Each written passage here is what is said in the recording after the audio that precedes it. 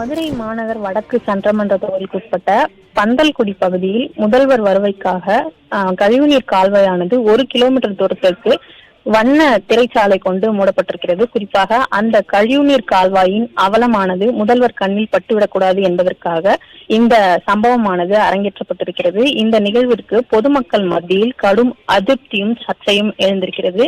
குறிப்பாக மதுரை மாநகர் வடக்கு சட்டமன்ற தொகுதிக்குட்பட்ட பந்தல்குடி பகுதியில் உள்ள பந்தல்குடி கால்வாயை ஒட்டி இன்று முதல்வர் ரோட் ஷோ ஆனது நடைபெற இருக்கிறது. இந்த நிகழ்ச்சிக்காக அந்த பகுதியில் வரக்கூடிய முதலமைச்சரிடம் மக்கள் எந்தவித குறையையும் சொல்லிவிடக்கூடாது என்பதற்காக இந்த திரைச்சாலையை கொண்டு 1 கிலோமீட்டர் தூரத்திற்கு கால்வாயின் அவலமானது மூடி மறைக்கப்பட்டிருக்கிறது. குறிப்பாக இந்த பகுதியில் பல ஆண்டுகளாக மக்கள் கடும் நோய்களுக்கு இன்னல்களுக்கு உள்ளாகி வருவதாகவும் மேலும் இருபுறமும் தடுப்பு சுவர் அமைக்க வேண்டும் என்பது தொடர்பாக பலமுறை முதலமைச்சரிடம் கோரிக்கை வைக்க வேண்டும் என அந்த பகுதி மக்கள் தொடர்ந்து நினைத்து கொண்டிருந்ததாகவும் இன்று வரும் அந்த பகுதிக்கு வரக்கூடிய முதல்வரிடம் தங்களுடைய கோரிக்கைகளை வைக்கலாம் என்று அந்த பகுதி மக்கள் நினைத்து கொண்டிருந்த நிலையில் தற்போது அந்த பகுதியில் 1 கிலோமீட்டர் தூரத்திற்கு கழிவுநீர் கால்வாயின் அவலமானது முதல்வர் கண்ணில் பட்டுவிடக்கூடாது என்பதற்காக திரைச்சிலையானது அமைக்கப்பட்டிருக்கிறது. அதே